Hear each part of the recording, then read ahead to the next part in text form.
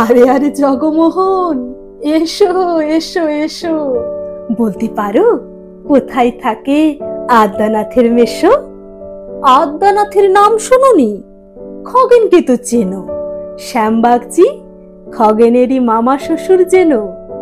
শ্যামের জামাই কেষ্টমোহন, তার যে বাড়িওয়ালা, কি যেন নাম ভুলে গেছি, তারই মামার শালা, তারই পিসের খুড়তো ভাই আদ্যানাথের মেশো।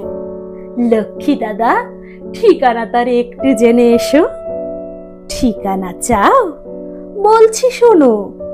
আমড়াতলার মোড়ে 3 মুখ 3 রাস্তা গেছে, তারই একটা ধরে চলবে সিধে নাক বরাবর, ডান দিকে চোখ রেখে।